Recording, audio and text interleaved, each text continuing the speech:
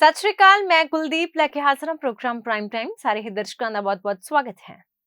देश की राजधानी दिल्ली के जंतर मंतर ते कॉकरोच जनता पार्टी का अंदोलन अज 33वें दिन विच दाखिल हो गया। नीट पेपर लीक मामले विच केंद्रीय सिक्ख्या मंत्री धर्मेंद्र प्रधान के अस्तीफे की मंग नूं लैके नौजवानों का संघर्ष दिनों दिन तिखा हुंदा जा रहा है। 20 जुलाई के संसद मार्च दौरान हुई झड़प दे विच प्रदर्शनकारी और सुरक्षा कर्मी जख्मी हुए। इस तो बाद दिल्ली पुलिस ने 10 FIR दर्ज कीतियां ने, जबकि सुरक्षा के मद्देनजर 2000 वाधू CRPF जवानों नूं एयरलिफ्ट करके दिल्ली बुलाया गया। दूजे पासे नौजवानों ते होए लाठीचार्ज के खिलाफ पाई गई पटीशन ते सुप्रीम कोर्ट ने सुनवाई करन तो साफ मना करता ते टिप्पणी की है कि अदालत नूं इस विच ना घसीटो ते साडा समा बर्बाद ना करो। संसद विच भी इस मुद्दे ते विरोधियों दे वल्लों भारी हंगामा देखण नूं मिलिया है। देखो साडी खास रिपोर्ट। दिल्ली दे जंतर मंतर ते कॉकरोच जनता पार्टी दा प्रदर्शन लगातार जारी है। प्रदर्शन अज 33वें दिन विच दाखिल हो गया।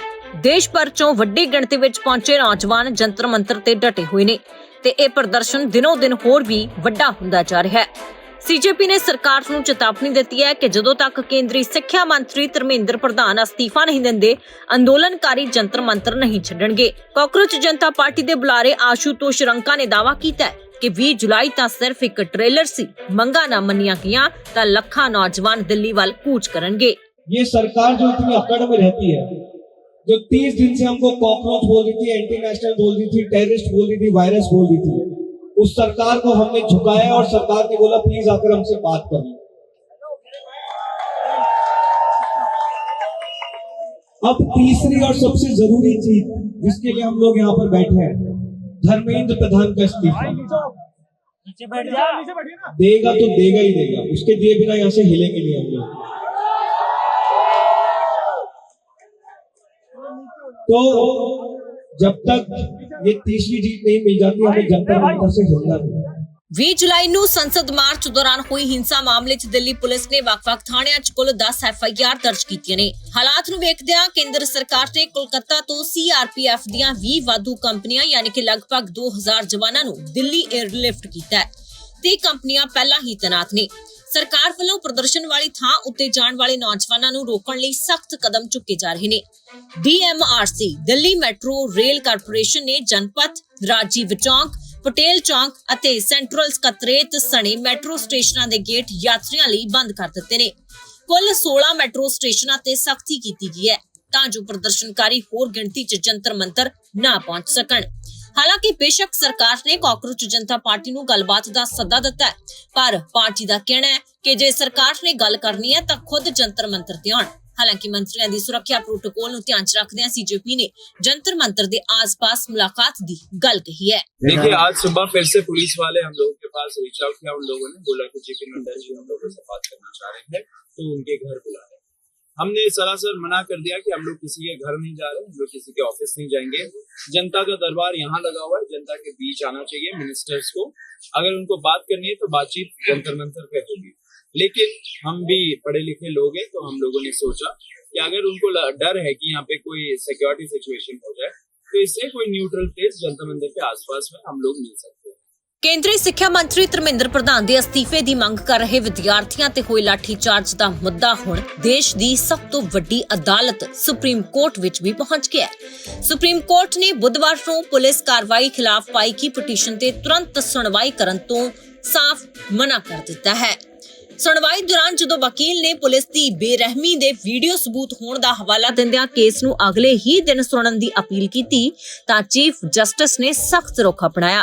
CJI ने स्पष्ट शब्दां च कहा कि सानू वीडियोस विच कोई दिलचस्पी नहीं है, साडे कोल ये सब कुछ देखण दा समा नहीं। जदों वकील ने बार-बार विद्यार्थियों की कुटमार का जिक्र किया तां अदालत ने कहा कि साडा समा बर्बाद ना करो। हमने honourable chief justice of India से रिक्वेस्ट किया कि मेरा शॉर्ट ऑब्जर्वेशन की रिक्वायर्ड है लॉर्डशिप, और बच्चे पीसफुली तरीके से प्रोटेस्ट कर रहे हैं। पर सवाल यह उठता है कि जिस प्रकार से उस पीसफुली प्रोटेस्ट को दबाने के लिए विभिन्न प्रकार के जो पेपर लीक के मामले आज देश में चल रहे हैं, उसको प्रमोट करने के लिए जिस प्रकार से दिल्ली पुलिस ने बर्बरतापूर्ण बच्चों पर लाठीचार्ज किया है, जिस प्रकार से टीयर गैसेस छोड़ी गई है, जिस प्रकार से अनएथराइज्ड तरीके से विदाउट यूनिफॉर्म, विदाउट बैच वाले बच्चों को वहां पर यूज करके और बच्चों के साथ में लाठीचार्ज जो कराया गया है वो भारत देश के संविधान की पूरी तरीके से खिलाफ है। अब हमारी प्रेयर क्या क्या है? हमने यह बोला है कि बच्चों के 3 बड़ी छोटी प्रेयर हैं। पहला कि एनटीए का जो एग्जामिनेशन अभी कंडक्ट करा रही नीट का, वो फ्री और फेयर तरीके से नहीं हो रहा है, जो लॉर्डशिप भी जानते हैं, बहुत सारी पिटीशन उनके पोर्टल में पेंडिंग भी है। दूसरा, इसी के साथ में भारत सरकार से मैंने कोर्ट से यह भी मैंने रिक्वेस्ट किया कि एनटीए नामक जो एजेंसी है उसको डिसॉल्व कर दिया जाए। यही दूसरी उनकी रिक्वेस्ट है, और तो कुछ ज्यादा वो मार नहीं रहे कि कुछ लंबा चौड़ा है।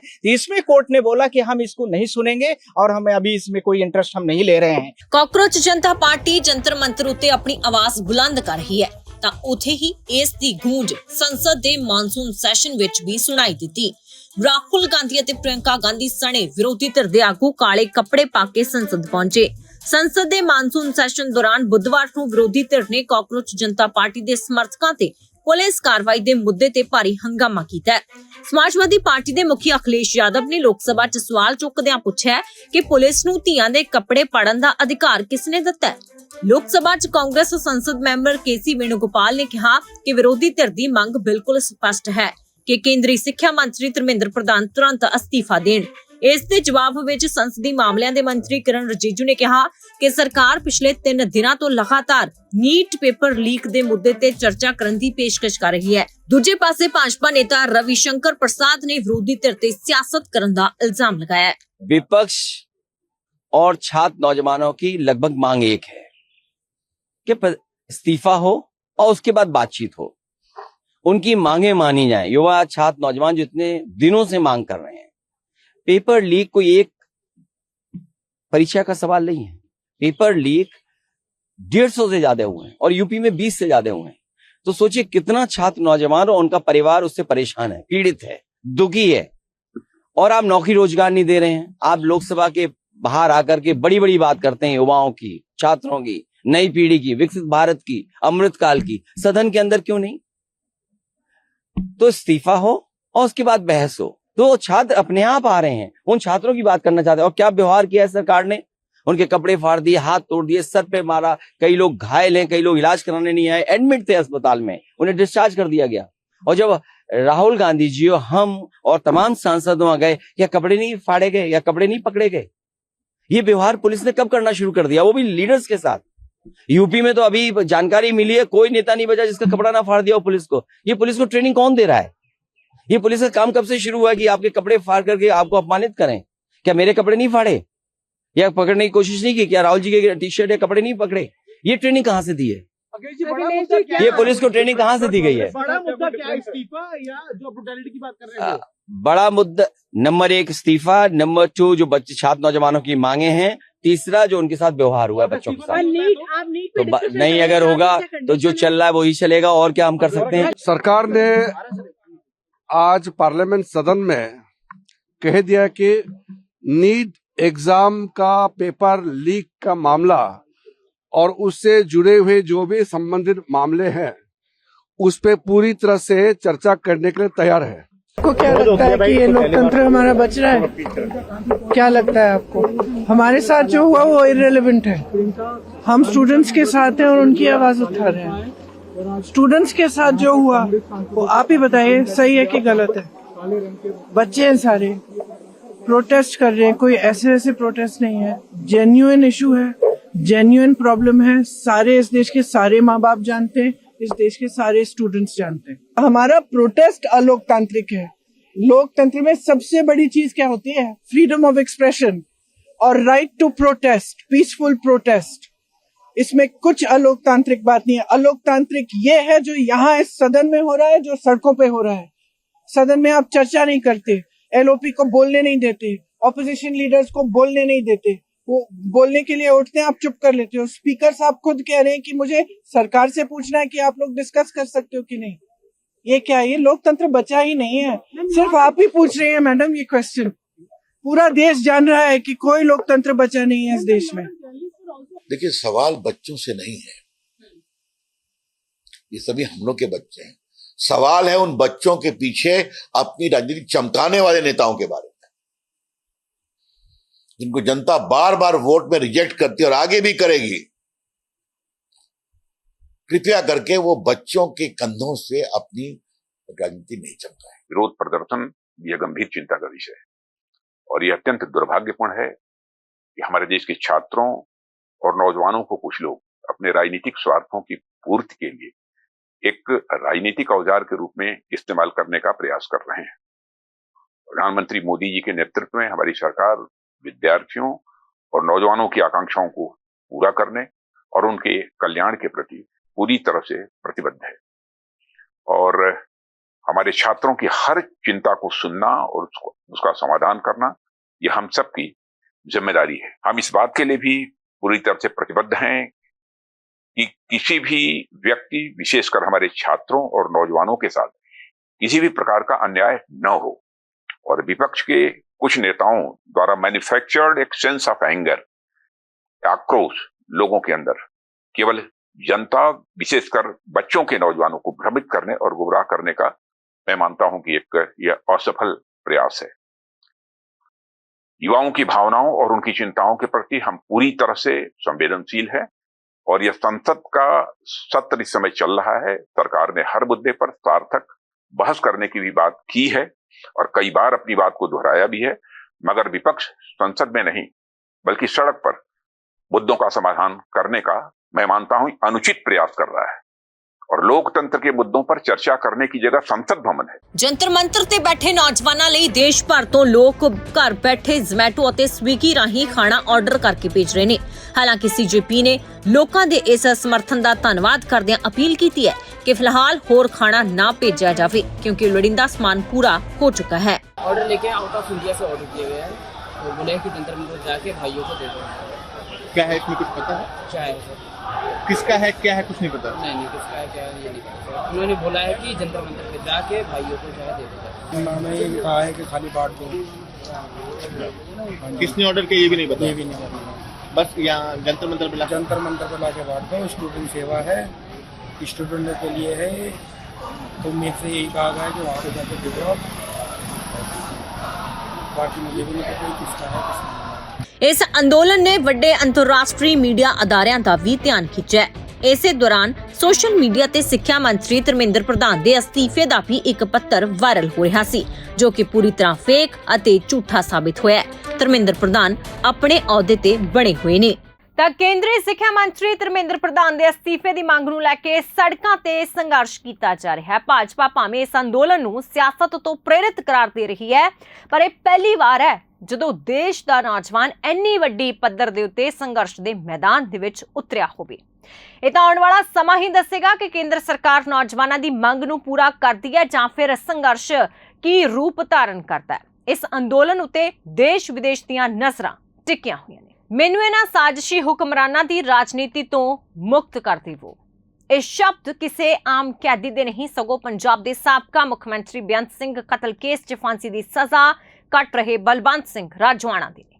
ਪਟਿਆਲਾ ਦੀ ਕੇਂਦਰੀ ਜੇਲ੍ਹ ਦੀਆਂ ਸਲਾਖਾਂ ਪਿੱਛੇੋਂ ਆਈ ਇੱਕ ਚਿੱਠੀ ਨੇ ਅੱਜ ਪੰਜਾਬ ਦੀ ਸਿਆਸਤ ਅਤੇ ਧਾਰਮਿਕ ਹਲਕਿਆਂ ਦੇ ਵਿੱਚ ਮੁੜ ਤੋਂ ਹਲਚਲ ਤੇਜ਼ ਕਰ ਦਿੱਤੀ ਹੈ।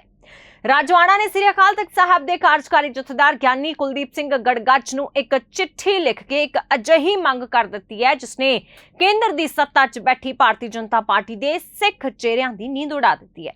ਰਾਜਵਾਣਾ ਦਾ ਸਿੱਧਾ ਸਵਾਲ ਹੈ ਕਿ ਜੇਕਰ 2012 ਦੇ ਵਿੱਚ ਉਹਨਾਂ ਆਪਣੇ ਡੈਥ ਵਾਰੰਟ ਹੱਸ ਕੇ ਕਬੂਲ ਕੀਤੇ ਸੀ ਤਾਂ 15 ਸਾਲ ਤੋਂ ਉਹਨਾਂ ਦੀ ਫਾਂਸੀ ਜਾਂ ਰਹਿਮ ਦੀ ਅਪੀਲ ਤੇ ਕੇਂਦਰ ਸਰਕਾਰ ਕੁੰਭਕਰਨੀ ਨੀਂਦ ਕਿਉਂ ਸੁੱਤੀ ਪਈ ਹੈ। ਰਾਜਵਾਣਾ ਪਿਛਲੇ 31 ਸਾਲਾਂ ਤੋਂ ਜੇਲ੍ਹ ਵਿੱਚ ਬੰਦ ਨੇ ਤੇ ਫਾਂਸੀ ਦੀ ਚੱਕੀ ਵਿੱਚ 19ਵਾਂ ਸਾਲ ਪੂਰਾ ਕਰਨ ਜਾ ਰਹੇ ਨੇ।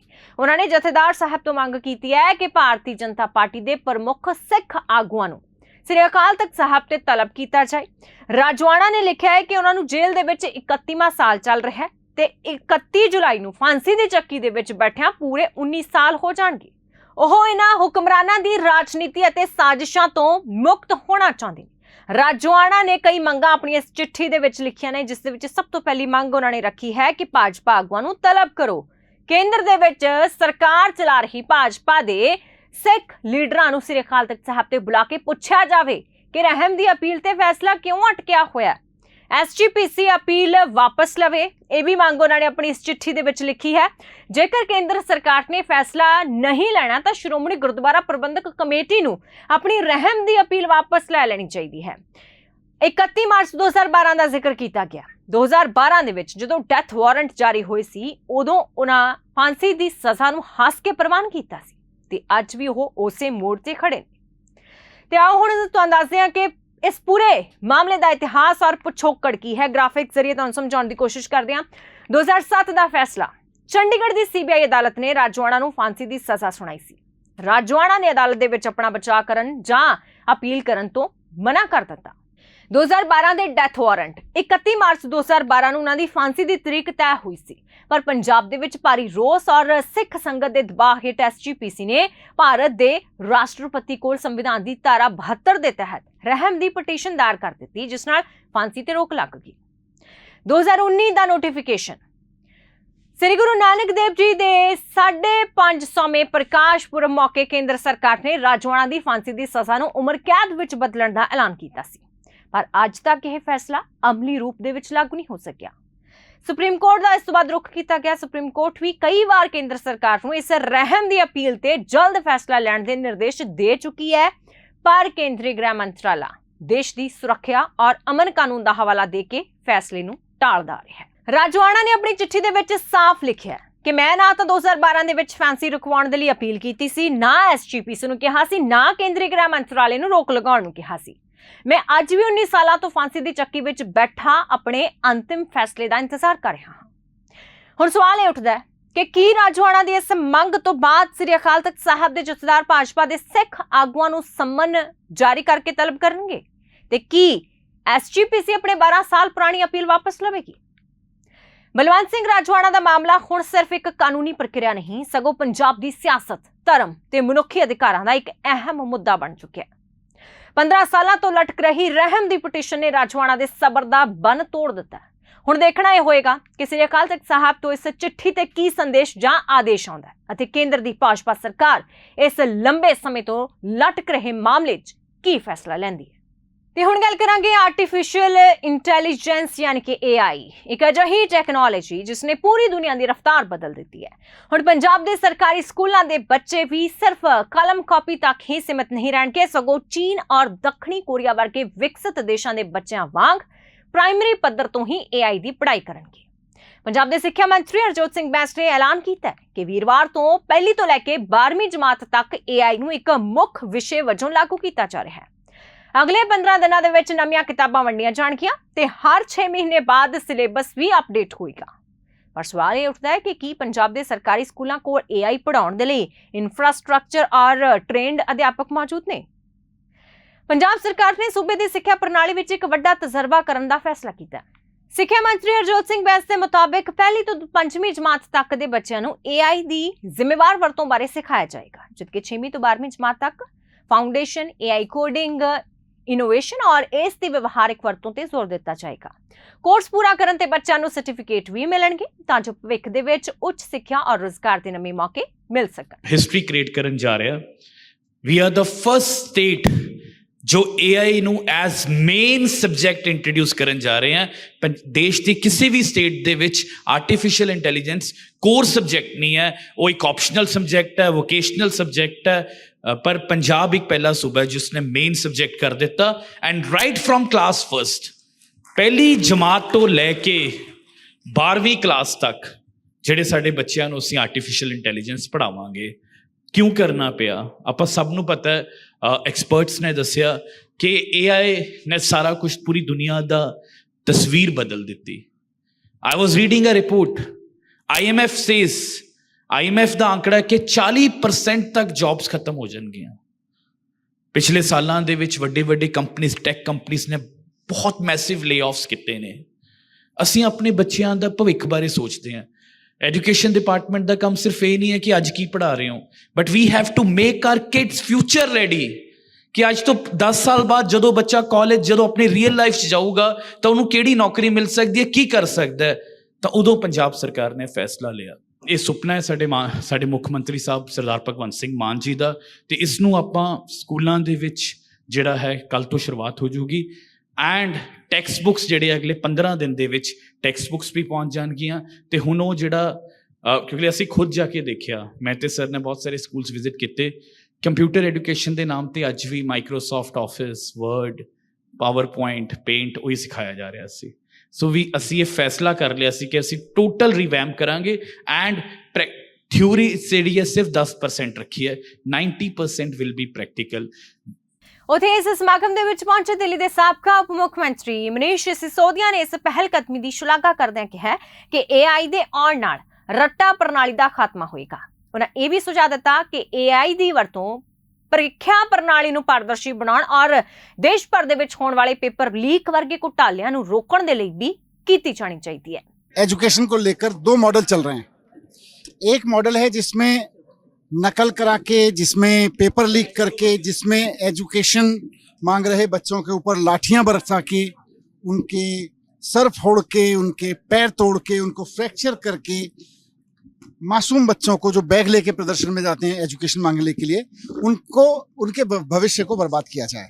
ये मॉडल पेपर चोर पार्टी का मॉडल है।